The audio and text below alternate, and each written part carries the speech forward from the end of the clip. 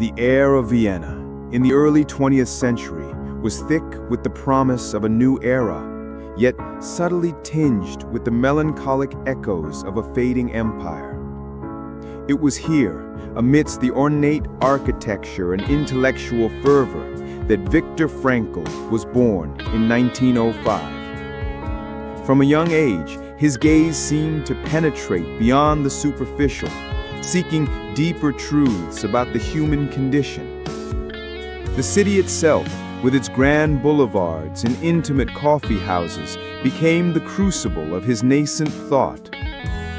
While others debated the prevailing psychoanalytic theories of Freud and Adler, Frankl, still a student, found himself drawn to a more profound question. What truly gives life meaning, especially when confronted with suffering?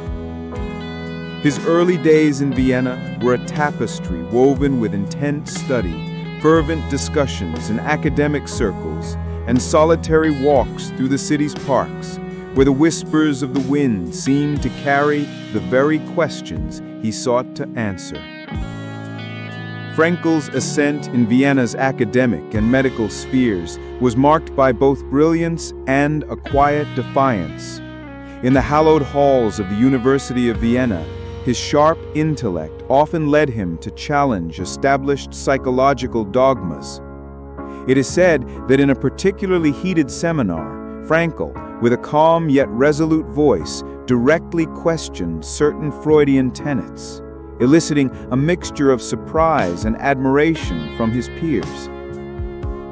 His personal life, too, was blossoming. He found love and companionship with Tilly Grosser, a relationship that would become a beacon of tenderness amidst the gathering storm clouds over Europe.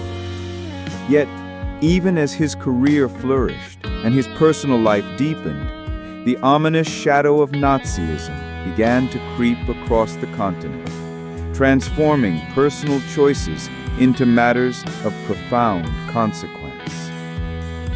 What are your thoughts on Frankl's early life and his burgeoning ideas?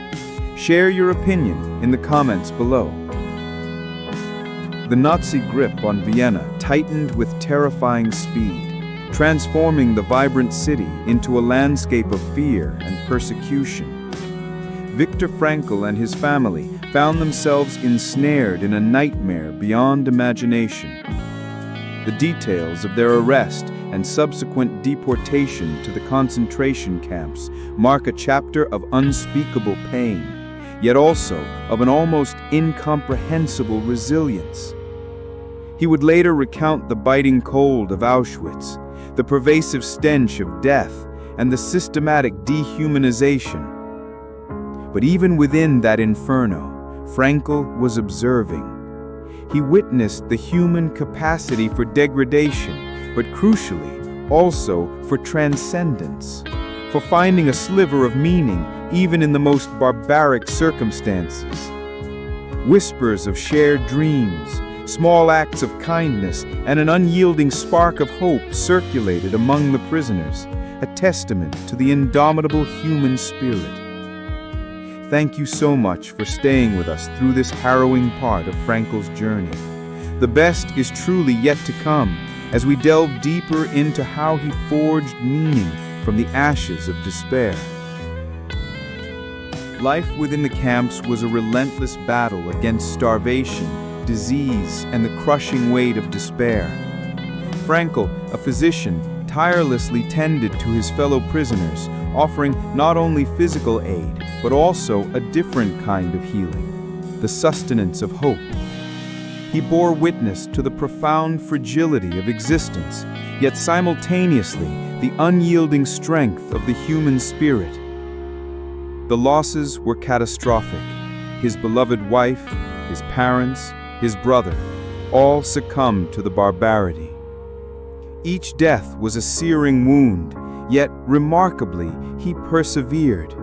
Accounts suggest that even amidst forced labor and deprivation, Frankl managed to scribble fragments of his burgeoning ideas onto scraps of stolen paper, concealing them from the guards, diligently stoking the intellectual fire that would one day ignite his seminal work. This unwavering commitment to finding meaning in suffering became his most profound act of resistance. This chapter delves deeper into the profound evolution of Frankl's philosophy, forged in the crucible of his concentration camp experience.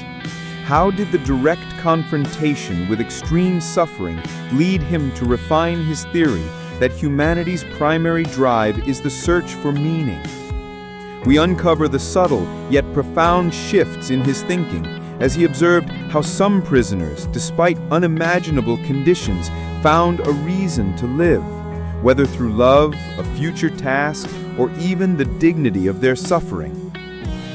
Details emerge about his clandestine efforts to preserve his manuscript, a testament to his unwavering belief in the power of ideas, even when faced with the imminent threat of annihilation. It was here, in the darkest of places, that the core tenets of logotherapy were not merely conceived, but tested and validated by the raw, unvarnished reality of human existence. The liberation from the camps in 1945 was not an immediate leap into joy, but a slow, agonizing transition into an unrecognizable world. Vienna, his cherished city, lay in ruins, much like his own soul. He found himself a survivor, burdened with the profound mission to honor the memory of those who perished. The wound of loss was deep, and grief a constant companion. Yet, from this profound tragedy, the seeds of his masterpiece, man's search for meaning, began to sprout. He channeled his immense pain into a message of hope and purpose, transforming his darkest experience into a beacon for humanity. It was as if the shadows of the past propelled him towards the light, towards the construction of a legacy that could guide others in finding meaning in their own lives. Viktor Frankl's ascent as an influential figure in the global psychological landscape was swift and impactful. His books became international bestsellers, and his lectures drew immense crowds. Yet success did not blind him to life's inherent complexities. He remarried, finding a devoted companion in Eleanor Schwint, who supported him tirelessly in his mission. However, even with global recognition, Frankl faced his share of challenges. Critics questioned his theories, and he often found himself at the heart of impassioned debates about the future of psychotherapy. He was a man of unwavering convictions, never hesitant to defend his ideas, even if it meant clashing with the established academic status quo. Viktor Frankl passed away in Vienna in 1997 at the age of 92, leaving behind a legacy that transcended borders and generations. His work continues to inspire millions, offering a compass in a world often chaotic and seemingly devoid of meaning. His story stands as a profound testament to the human capacity for perseverance, for discovering purpose, even in the deepest adversity. He taught us that while we may not control our circumstances, we always retain the freedom to choose our attitude towards them. And this, perhaps, is the most timeless lesson Frankl bequeathed us: the inherent freedom to choose the meaning of our own existence.